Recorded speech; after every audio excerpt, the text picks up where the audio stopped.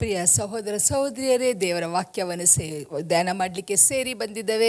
ಇವತ್ತಿನ ವಾಕ್ಯ ನಾವು ಕೇಳೋಕ್ಕಿಂತ ಮುಂಚೆ ನಾವು ಒಂದು ನಿಮಿಷ ಪ್ರಾರ್ಥನೆ ಮಾಡುವ. ತಂದೆಯಾದ ದೇವರೇ, ಈ ಸಮಯ, ಈ ಸಂದರ್ಭ ಸ್ವಾಮಿ ಎಲ್ಲ ಅನುಕೂಲತೆ ಮಾಡಿಕೊಟ್ಟದಕ್ಕೆ ಸ್ತೋತ್ರ ಸಲ್ಲಿಸ್ತೇನೆ. ಅದ್ಭುತವಾದ ರೀತಿಯಲ್ಲಿ ಸ್ವಾಮಿ ನಿಮ್ಮ ವಾಕ್ಯ ಅನೇಕರ ಸೇವಕರ ಬಾಯಿಂದ ಕೇಳುವಂಗೆ ಸ್ವಾಮಿ, ಅನೇಕ ಪ್ರಕಟಣೆಗಳನ್ನು ನಾವು ಕೇಳಿ ನಾವು ಅರ್ಥ ಮಾಡ್ಕೊಳ್ಳುವಂಗೆ, ನಿಮ್ಮ ವಾಕ್ಯದ ಗೂಢಾರ್ಥವನ್ನು ನಮಗೆ ತಿಳಿಸುವಂಗೆ ತಿಳಿಸ್ಲಿಕ್ಕೆ ಅನೇಕ ಸೇವಕರು ಮುಂದೆ ಬಂದಿದ್ದಾರೆ. ಅದಕ್ಕೆ ಸ್ತೋತ್ರ ಸಲ್ಲಿಸ್ತೇವೆ ಸ್ವಾಮಿ. ಇವತ್ತು ನಮ್ಮ ಹೃದಯಗಳನ್ನು ತೆರೀರಿ ಕರ್ತನೆ, ನಿಮ್ಮ ವಾಕ್ಯ ನಮ್ಮ ಹೃದಯದಲ್ಲಿ ಬೀಳಲಿ ಅಪ್ಪ, ಫಲ ಕೊಡಲಿ ಸ್ವಾಮಿ. ನಾವು ಬರೀ ಕೇಳುವರಾಗದೆ ಕೇಳಿ ಕೈಕೊಂಡು ನಡೆಯೋ ಜನಾಂಗ ಆಗುವಂಗೆ ನಮಗೆ ಸಹಾಯ ಮಾಡಬೇಕಂತ ಯೇಸು ನಾಮದಲ್ಲಿ ಪ್ರಾರ್ಥಿಸಿ ಬೇಡಿ ಹೊಂದಿದ್ದೇವೆ ತಂದೆ, ಆಮೇನ್.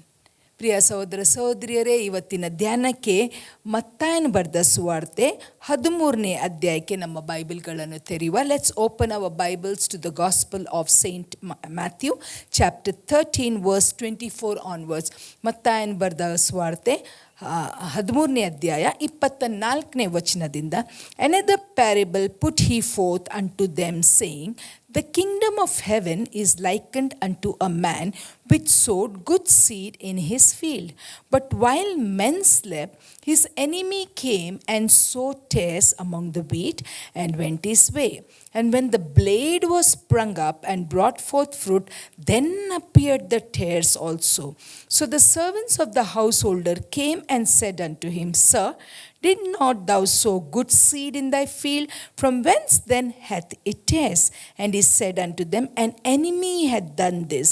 The servants said unto him, Wilt thou then what we go and gather them? But he said, Nay, lest while ye gather up the tares, ye root up also the wheat with them. Let both grow together until the harvest. And in the time of harvest I will say to the reapers, Gather ye together first the tares, and bind them in bundles to burn them, but gather the wheat into my barn.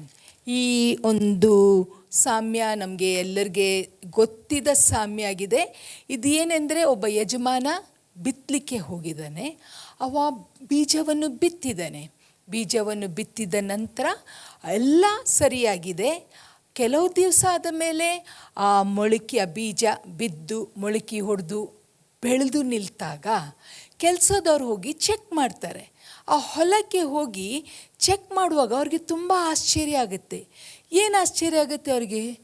ಅಯ್ಯೋ, ನಮ್ಮ ಯಜಮಾನ ಅಂತೂ ಒಳ್ಳೆ ಬೀಜ ಬಿತ್ತಿದ್ದಾನೆ, ಆದರೆ ಇಲ್ಲಿ ನಮಗೆ ಈ ಒಳ್ಳೆ ಬೀಜ ಜೊತೆನೂ ಹಣಜಿ ಬಂದಿದೆ. ಇದು ಹೇಗೆ ಬಂತು? ಇದು ಯಾವಾಗ ಬಂತು? ಪ್ರಿಯರೇ, ಒಂದು ಸಂಗತಿ ನಾನು ಹೇಳಲಿಕ್ಕೆ ಇಷ್ಟಪಡ್ತೇನೆ ಅಂದರೆ, everything that is precious takes time. ಏನೇ ಸಮಯ ತಗೊಳ್ತಾ ಇದ್ದರೆ ಅದು ಭಾಳ ಅಮೂಲ್ಯ ಆಗಿರ್ತದೆ. ಈಗ ನಮ್ಮ ಮನೇಲೇ ನೋಡಿ, ನಾವು ನಮ್ಮ ಬ್ಯಾಂಗ್ಳೂರಲ್ಲಿ ಅಂತೂ ಅದು ತುಂಬ ನಡೀತಾ ಇದೆ. ಏನಂದರೆ, ನಮಗೀಗ ಅಡಿಗೆ ಮಾಡಲಿಕ್ಕೆ ಮನಸ್ಸಿಲ್ಲ. ನಮ್ಮ ಫಾಸ್ಟ್ ಫುಡ್ ಚೈನ್ ದೊಡ್ಡ ಆಗಿಬಿಟ್ಟಿದೆ. ಎಲ್ಲಿ ನೋಡಿದರೂ ನಾವು KFC ನೋಡ್ತೇವೆ, ಮೆಕ್ಡೊನಾಲ್ಡ್ಸ್ ನೋಡ್ತೇವೆ.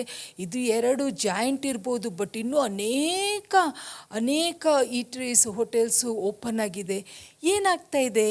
ಒಂದು ಫೋನ್ ನಾವು ಮಾಡಿದ ತಕ್ಷಣ ಆಹಾರ ಮನೆಗೆ ಬಂದು ಬಿಡುತ್ತೆ. ಆದರೆ ಡಾಕ್ಟರ್ಸ್ ಹತ್ರ ಹೋದಾಗ ಅವ್ರು ಹೇಳ್ತಾರೆ ಏನೆಂದರೆ, ಈ ಹೋಟೆಲಿಂದ ಆರ್ಡರ್ ಮಾಡ್ತೀರಿಯಲ್ಲ, ಇದು ಜಂಕ್ ಫುಡು. ಇದನ್ನು ತಿಂದರೆ ನಿಮ್ಮ ದೇಹಕ್ಕೆ ಇದು ಒಳ್ಳೆಯದಲ್ಲ. ಸಣ್ಣ ಮಕ್ಕಳು, ನಾನು ಬೆಳೀತಾ ಇರಬೇಕಾದ್ರೆ ಸಣ್ಣ ಮಕ್ಕಳು ಇಷ್ಟು ತ್ವರ ನಾನು ಎಂದೂ ನೋಡಿಲ್ಲ. ಇಷ್ಟು ಚಬಿಯಾಗಿ, ಇಷ್ಟು ಒಬೀಸ್ ಮಕ್ಕಳನ್ನು ನಾನು ನೋಡಿಲ್ಲ. ಇವತ್ತು ಮಕ್ಕಳನ್ನು ನಾವು ಯಾಕೆ ಇಷ್ಟು ಒಬೀಸ್ ನೋಡ್ತೇವೆ ಅಂದರೆ, ನಮ್ಮ ಮಕ್ಕಳಿಗೆ ಫೇವ್ರೆಟ್, ನನ್ನ ಮೊಮ್ಮಗನೂ ಇದ್ದಾನೆ, ಅವನಿಗೂ ಸಹ ತುಂಬ ಫೇವ್ರೆಟ್ ಅಂದರೆ ಫ್ರೆಂಚ್ ಫ್ರೈಸ್ ವಿತ್ ಸಾಸ್. ನನಗೆ ಬಂದು ಸ್ಕೂಲಿಂದ ಬಂದ ಮೇಲೆ ನನಗೆ ಹೇಳ್ತಾನೆ, ಅಜ್ಜಮ್ಮ ನನಗೆ ಫ್ರೆಂಚ್ ಫ್ರೈಸ್ ವಿತ್ ಸಾಸ್ ಕೊಡು, ಇಲ್ಲ ನಗೆಟ್ಸ್ ವಿತ್ ಸಾಸ್ ಕೊಡು, ಚಿಕನ್ ವಿತ್ ಸಾಸ್ ಕೊಡು. ಅವ್ರಿಗೆ ಅದು ರೂಢಿಯಾಗಿಬಿಟ್ಟಿದೆ. ಯಾಕೆಂದರೆ it is tasty, but at the same time it is very harmful. ಅದೇ ನಾವು ಮನೇಲಿ ಅಡುಗೆ ಮಾಡಿದರೆ, ನಾನು ಕೆಲವು ಸರ್ತಿ ನೆನೆಸೋದು, ಇಷ್ಟು ಅಡುಗೆ ಮಾಡ್ತಾ ಇದ್ದಾನೆ, ಇಷ್ಟು ಟೈಮ್ ಇದಕ್ಕೆ ನಾನು ಹಾಕ್ತಾ ಇದ್ದಾನೆ. ನಾನು ಪಾಸ್ಟ್ರಿಗೆ ಹೇಳೋದು, ಇಷ್ಟೇ ಅಡುಗೆ ಮಾಡಲಿಕ್ಕೆ ಇಷ್ಟು ಟೈಮ್ ಹೋಗ್ತದಲ್ಲ. Yes, anything that is precious takes time, but it is good for us. ಆದರೆ ನಾವು ಈ ಒಂದು ಕಾಲದಲ್ಲಿ ನಾವಿದ್ದೇವಲ್ಲ ಪ್ರಿಯರೇ, ಟೈಮ್ ಯಾರಿಗೂ ಇಲ್ಲ.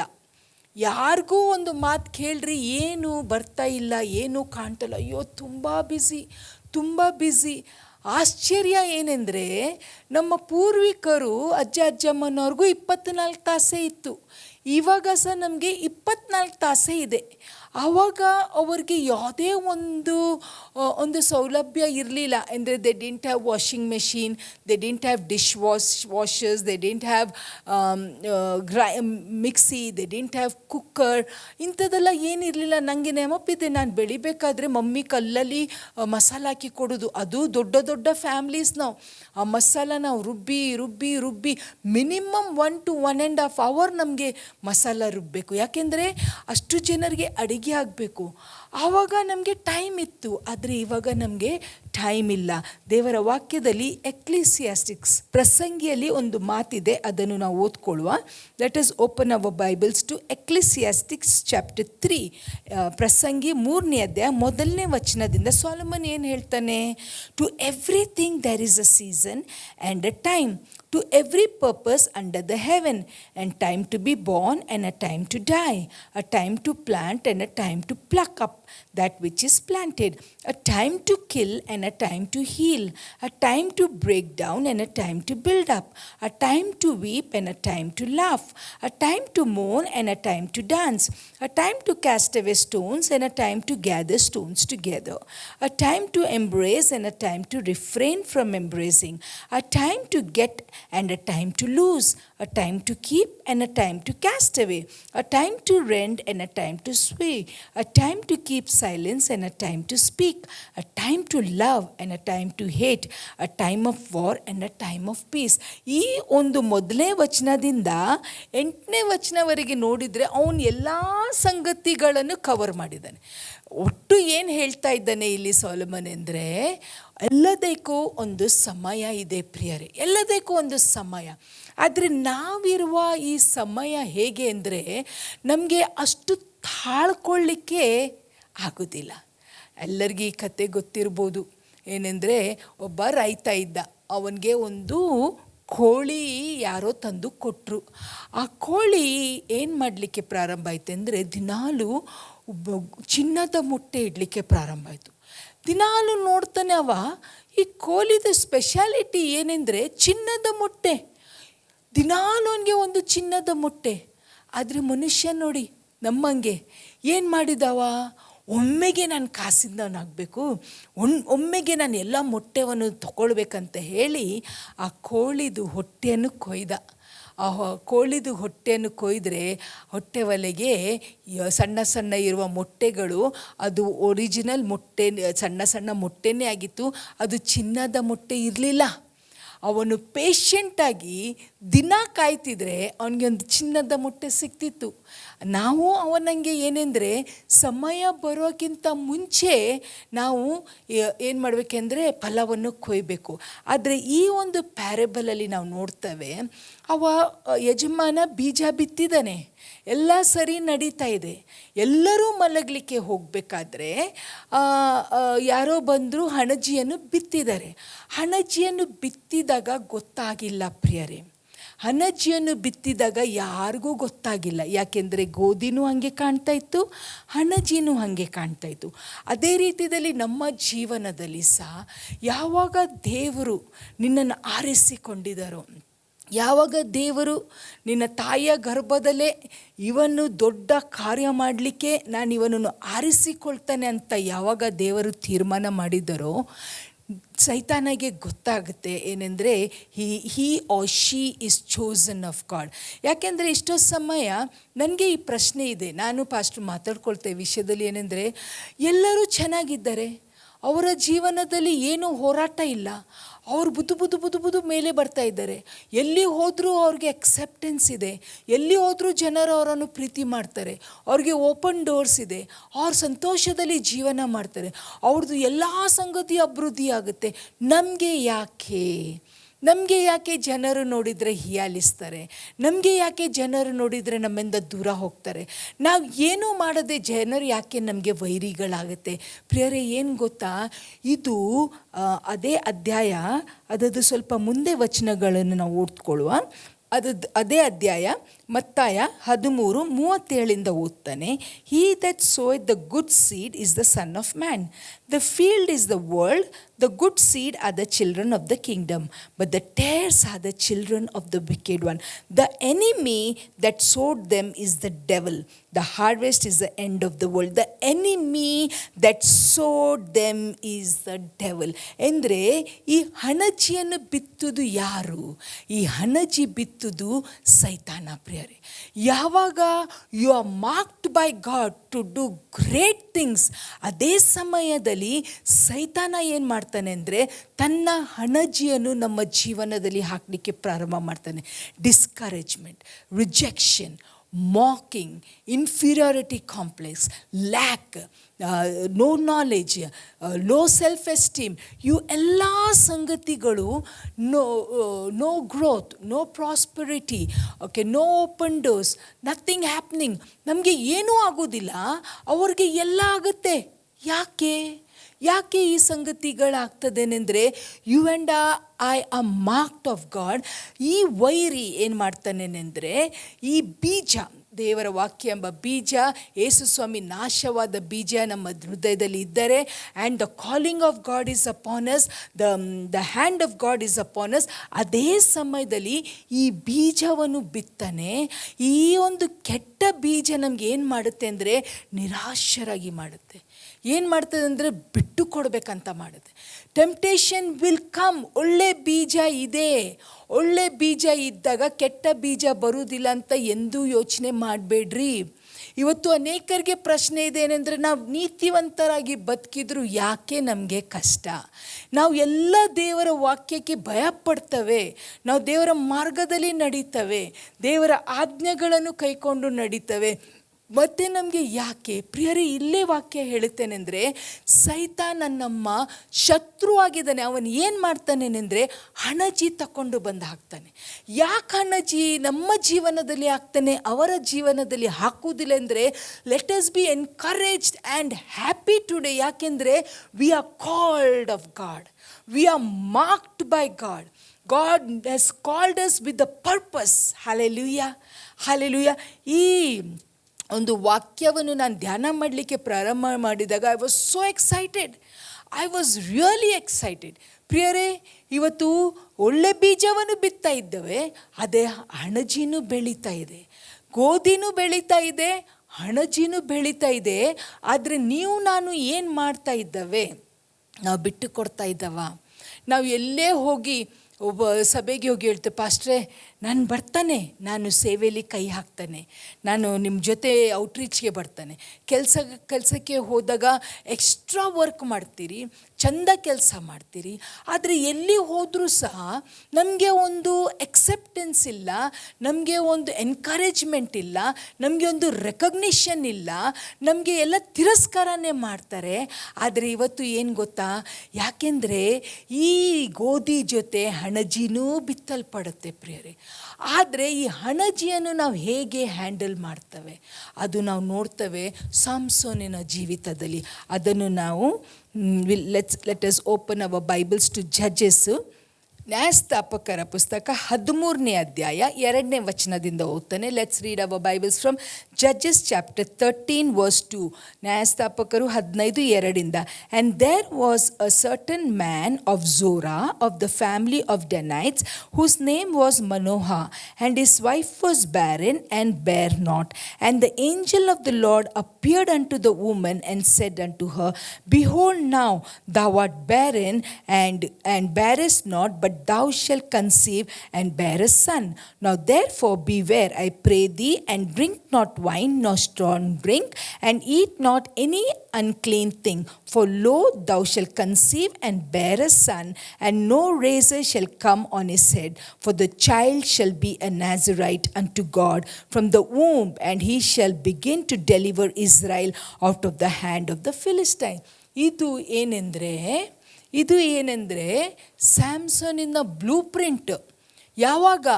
ಅವನ ತಾಯಿಯ ಗರ್ಭದಲ್ಲಿ ಇರುವಾಗನೇ.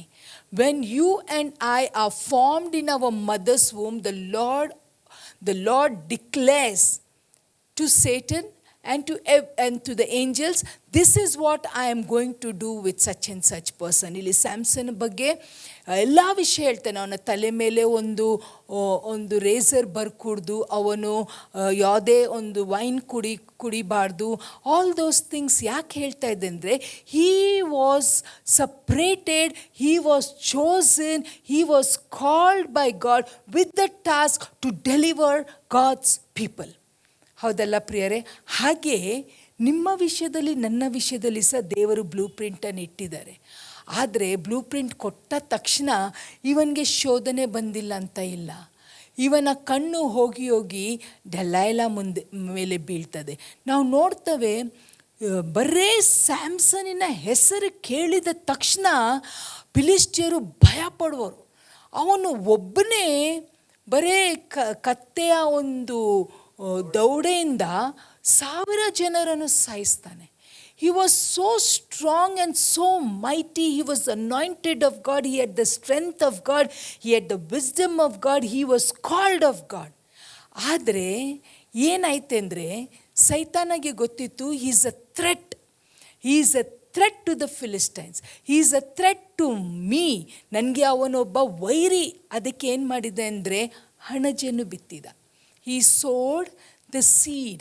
He sowed a weed. What was the weed? Delilah was the weed. ಅವಳನ್ನು ನೋಡಿದ ತಕ್ಷಣ he forgot everything. ಪ್ರಿಯರೇ, ಶೋಧನೆ ನಮಗೆ ಬರುವುದಿಲ್ಲ ಅಂತ ಇಲ್ಲ, ಶೋಧನೆ ನಮಗೆ ಬರುತ್ತೆ. ಆದರೆ ನಾನು ಅದನ್ನು ಗುರ್ತಿಸಿ ಆ ಒಂದು ಶೋಧನೆಗೆ ಒಳಪಟ್ಟರೆ ಸ್ಯಾಮ್ಸನ್ಗೆ ಆದ ಗತಿ ನಮಗೆ ಆಗುತ್ತೆ. ಎಂಥ ಒಂದು ಮರ್ಯಾದೆ, ಎಂಥ ಒಂದು ಸ್ಟ್ಯಾಂಡರ್ಡ್, ಎಂಥ ಒಂದು ಇಂಟಗ್ರಿಟಿ, ಜನರಿಗೆ ಎಂಥ ಒಂದು ಭಯ ಇತ್ತು ಸ್ಯಾಮ್ಸನ್ ಅಂದರೆ. ಅವನು ಯಾವಾಗ ಸಂಪೂರ್ಣವಾಗಿ ಡೆಲೈಲಾಗೆ ಬಿಟ್ಟು ಕೊಟ್ಟನೋ, ಅವನ ಕಣ್ಣನ್ನು ಕಿತ್ತಿ ಹಾಕಿದ್ರು, ಅವನನ್ನು ಸೆರೆಮನೆಯಲ್ಲಿ ಹಾಕಿದ್ರು. ಅವನ ಗತಿ ಬೇಸರ ಆಯಿತು. ಪ್ರಿಯರೇ, ಯಾಕೆ ಗೊತ್ತಾ? ಸಣ್ಣ ಸಂಗತಿ, ಒಂದು ಹಣಜು ಅವನ ಜೀವನದಲ್ಲಿ ಸೈತಾನ ಹಾಕಿದೆ. ಯಾಕೆಂದರೆ ನಾವು ಆ ವಾಕ್ಯ ನೋಡಿದೆ ಅಂದರೆ, the weed is that enemy. The weed is that enemy. ಇವತ್ತು ಸಹ the enemy is using the same tools to work in your life and in my life. ಇಷ್ಟು ಶೋಧನೆ, we are frustrated, we are fed up, we want to give up, we are worn out. ಇಷ್ಟು ವರ್ಷ sister, ಇಷ್ಟು ವರ್ಷ. ಅದಕ್ಕೆ ದೇವರ ವಾಕ್ಯ ಹೇಳುತ್ತೆ ಅಂದರೆ, there is a time for everything. ನಾವು ಏನನ್ನು ಧ್ಯಾನ ಮಾಡ್ತಾ ಇದ್ದೇವೆ ಏನೆಂದರೆ, ಹಣಜಿನೂ ಬೆಳಿಬೇಕಂತೆ, ಗೋಧಿನೂ ಬೆಳಿಬೇಕಂತೆ. ನಿನ್ನ ಜೀವನದಲ್ಲಿ, ನನ್ನ ಜೀವನದಲ್ಲಿ ಗೋಧಿನೂ ಬೆಳೀತಾ ಇದೆ, ಹಣಜು ಬೆಳೀತಾ ಇದೆ. ಹಣಜು ಏನು ಮಾಡ್ತಾ ಇದ್ದೇನೆಂದರೆ, ಡಿಸ್ಕರೇಜ್ಮೆಂಟ್ ತೊಗೊಂಡು ಬರ್ತಾ ಇದೆ, ಬಿಟ್ಟು ಕೊಡಬೇಕೆನ್ನಿಸ್ತದೆ, ಬೇಸರ ಆಗ್ತಾ ಇದೆ, ಈ ಜೀವನವನ್ನೇ ಮುಗಿಸಬೇಕು ಎನ್ನಿಸ್ತದೆ. ಆದರೆ ನಾವು ಬಿಟ್ಟು ಕೊಡದೆ, ನಾವು ಧೈರ್ಯವಾಗಿ, ಯಾಕೆಂದರೆ ನಮ್ಮ ಒಳಗೆ ಇರುವ ಬೀಜ ಅದು ನಾಶವಾಗದ ಬೀಜ ಅಲ್ಲ ಪ್ರಿಯರೇ. ನಮ್ಮ ಒಳಗೆ ಬೀಜ ಬಿತ್ತಿದ್ದು ಅದು ಒಳ್ಳೆ ಬೀಜ. ಆ ಬೀಜ ಏನಾಗ್ತಾ ಇದೆ ಅಂದರೆ, ಇಟ್ಸ್ ಟೇಕಿಂಗ್ ಅ ರೂಟ್. ಅದು ರೂಟ್ ತಗೊಳ್ತಾ ಇದೆ. ದೇವರು ನಮ್ಮನ್ನು ಆಶೀರ್ವಾದ ಮಾಡಿದರೆ ಪ್ರಿಯರೇ, ಸೈತಾನ ನಮ್ಮ ಆಶೀರ್ವಾದವನ್ನು ಕಿತ್ಕೊಳ್ಳಿಕ್ಕೆ ಆಗೋದೇ ಇಲ್ಲ. ಅವನು ಏನೇ ಪ್ರಯತ್ನ ಮಾಡಿದರೂ ಸಹ, ನಾವು ಒಳ್ಳೆಯ ಒಂದು ಬೀಜ ಆಗಿದ್ದರೆ ನಮಗೆ ಸೈತಾನದು ಏನೇ ಕೃತ್ಯ ನಮ್ಮ ಜೀವನದಲ್ಲಿ ಕಾರ್ಯ ಮಾಡೋದಿಲ್ಲ. ದೇವರ ವಾಕ್ಯ ಹೇಳುತ್ತೆ ಅಂದರೆ, no weapon that is formed against you shall prosper.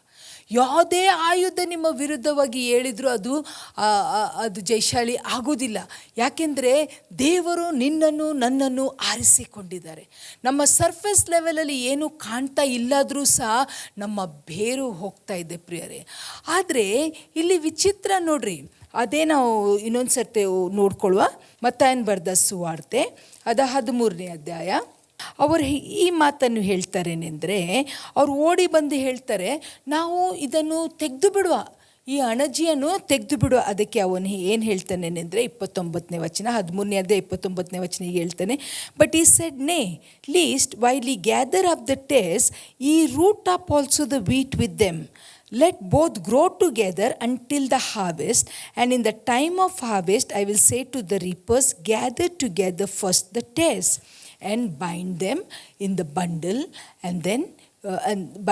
and burn them. ಈ ಯಜಮಾನನಿಗೆ ಈ ಕೆಲಸ ಮಾಡೋರ್ಗಿಂತ ಹೆಚ್ಚು ಒಂದು ನಾಲೆಜ್ ಇದೆ. ಅವನು ಇವರ ಜೊತೆ ಮೂರ್ಖನಾಗಿ ಎಳ್ದು ಬಿಡ್ರಿ, ಯಾಕೆಂದರೆ ಇದಕ್ಕೆ ಬರುವ ಎಲ್ಲ ನ್ಯೂಟ್ರಿಷನ್ ಅದಕ್ಕೂ ಹೋಗುತ್ತೆ. ಈ ಗೋಧಿ ಬೆಳಿಬೇಕ ಕಡೆದಲ್ಲಿ ಹಣಜಿನೂ ಬೆಳೆದು ಬಿಟ್ಟರೆ ಎಲ್ಲ ಈ ಗೋಧಿಗೆ ಬರುವ ಸಾಯಿಲಿಂದ ಬರಬೇಕಾದ ಎಲ್ಲ ಒಂದು ಅಂಶಗಳು ಬರಲಿಕ್ಕೆ ಇಲ್ಲ, ಎಳ್ದು ಬಿಡ್ರಿ ಅಂತ ಅವನು ಹೇಳೋದಿಲ್ಲ. ಭಾಳ ಆಶ್ಚರ್ಯ. When I was reading that it was so much fun. ಅವನೇನು ಹೇಳ್ತಾನೆ ಅಂದರೆ leave it let it grow together till harvest. ನಿರಾಶರಾಗಿದ್ದೀರಿಯಾ ಪ್ರಿಯರೇ? ಭಾಳ ಸಹಿಸ್ಕೊಳ್ತೀರಿಯಾ? You are tired, you are worn out, your season of change is coming. ಯಾವಾಗವರೆಗೆ ಅಂದರೆ ಎರಡೂ ಬೆಳೆದು ನಿಲ್ತಾಗ ಯಜಮಾನ ಹೇಳ್ತಾನೆ, ಇವಾಗ ಹೋಗ್ರಿ, ಮೊದಲು ಹಣಜನ್ನು ತಗೊಳ್ಳಿ, ಬೆಂಕಿಗೆ ಹಾಕ್ರಿ. ಪ್ರಿಯರೇ, ಒಂದು ಕಾಲ ಉಂಟು ನಮ್ಮ ನಿರೀಕ್ಷೆ ನಿರರ್ಥಕವಾಗಿ ಹೋಗುವುದಿಲ್ಲ. ಅವನು ಯಾಕೆ ಬೇಡ ಅಂತಾನೆ ಅಂತ ನಾನು ಗೂಗಲ್ ಮಾಡಿದೆ. ಯಾಕೆ ಅವ ಟೇರ್ಸನ್ನು ಮತ್ತು ವೀಟನ್ನು ಕಿತ್ತಬೇಡ ಹೇಳಿದಾಗ, ಭೂಮಿ ಒಲೆಗೆ ಹೋದಾಗ ಈ ಹಣಜಿದು ರೂಟು ಹಾಗೂ ಗೋಧಿದು ರೂಟು ಎಂಟ್ಯಾಂಗಲ್ ಆಗುತ್ತೆ, ಅದು ಒಂದಕ್ಕೊಂದು ಸಿಕ್ಕಾಕೊಳ್ತವೆ. ಸೊ ಹಣಜಿಯನ್ನು ಎತ್ತಬೇಕಾದ್ರೆ ಗೋಧಿನೂ ಬರ್ಬೋದು. ಅದಕ್ಕೆ ಗೋಧಿಗೆ ಒಂದು ಸ್ವಲ್ಪನೂ ನಾಶ ಆಗಬಾರ್ದು, ಗೋಧಿಗೆ ಒಂದು ಸ್ವಲ್ಪನೂ ಏಟ್ ಆಗಬಾರ್ದು ಅಂತ ಹೇಳಿ ಅವನು ಏನು ಮಾಡ್ತಾನೆ ಅಂದರೆ ಬಿಡ್ರಿ. ಪ್ರಿಯರೇ, ಆಫೀಸಲ್ಲಿ ಬಾಯಿಗೆ ಬಂದಂಗೆ ಮಾತಾಡ್ತಾರ, ಕುಟುಂಬದಲ್ಲಿ ತಿರಸ್ಕಾರ ಮಾಡ್ತಾರ, ಅತ್ತೆ ಮನೇಲಿ ನಿಮ್ಮನ್ನು ಕೀಳಾಗಿ ನೋಡ್ತಾರ, ಎಲ್ಲಿ ಹೋದರೂ ಅವಮಾನ ಆಗುತ್ತೇನೋ. ಹೆಂಗೆ ಅನ್ನಿಸ್ತದೇನೆ ಅಂದರೆ ಇಷ್ಟು ಬಾಯಿಗೆ ಬರುತ್ತೆಲ್ಲ ಮಾತಾಡಲಿಕ್ಕೆ. ಆದರೆ ಒಂದನ್ನು ನಾವು ಕಲಿಬೇಕು, ನಾವು ಕಾಯಬೇಕು. If you and I wait patiently, it is very difficult, but we have to wait till harvest time.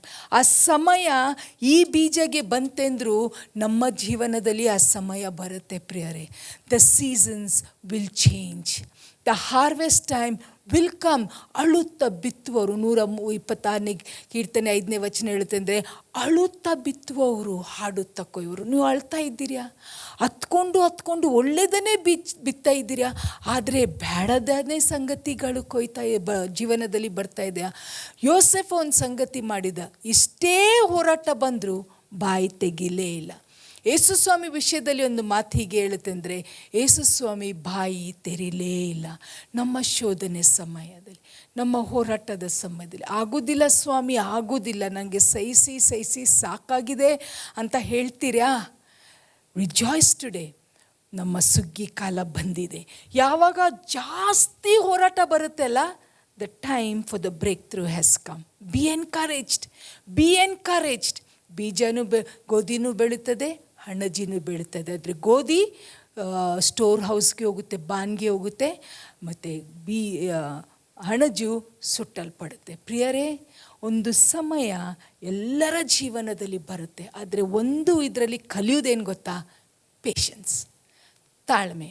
ಆ ತಾಳ್ಮೆ ದೇವರು ನಿಮಗೆ ಕೊಡಲಿ, ನನಗೆ ಕೊಡಲಿ ಅಂತ ಹೇಳಿ ಪ್ರಾರ್ಥನೆ ಮಾಡುವ. ತಂದೆಯಾದ ದೇವರೇ, ಇವತ್ತು ನಿಮ್ಮ ಸಾಮ್ಯ ಬಗ್ಗೆ ನಾವು ಕೇಳಿದ್ದೇವಪ್ಪ, ಎಷ್ಟು ಸುಂದರವಾಗಿ ಹೇಳಿದ್ರಿ. ಬಿಡ್ರಿ, ಬೆಳೀಲಿ. ಸುಗ್ಗಿಯ ಕಾಲದಲ್ಲಿ ಸರಿಯಾದ ತೀರ್ಪನ್ನು ಮಾಡ್ತವೆ ಸ್ವಾಮಿ.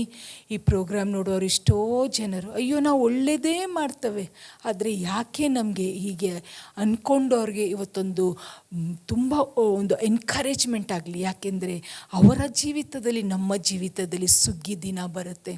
ಸುಗ್ಗಿ ದಿನ ಬಂದಾಗ ಒಳ್ಳೆ ಬೀಜ ಅದು ಬಾನ್ಗೆ ಹೋಗುತ್ತೆ, ಸ್ಟೋರ್ ಹೌಸ್ಗೆ ಹೋಗುತ್ತೆ, ಆದರೆ ಹಣಜು ಮಾತ್ರ ಸುಟ್ಟಲ್ಪಡುತ್ತೆ. ಇಂಥ ನಮ್ಮ ಶೋಧನೆ ಸಮಯದಲ್ಲಿ ಸ್ವಾಮಿ, ಹೇಗೆ ನೀವು ಬಾಯನ್ನು ಮೌನವಾಗಿ ಎಲ್ಲವನ್ನೂ ಸಹಿಸಿದ್ರಿ, ನಾವು ಮೌನವಾಗಿ ಸಹಿಸುವಂಗೆ ನಮಗೆ ಕೃಪೆ ಕೊಡಬೇಕಂತ ಯೇಸು ನಾಮದಲ್ಲಿ ಪ್ರಾರ್ಥಿಸ್ತೇವೆ ತಂದೆಯಾದ ದೇವರೇ, ಆಮೆನ್.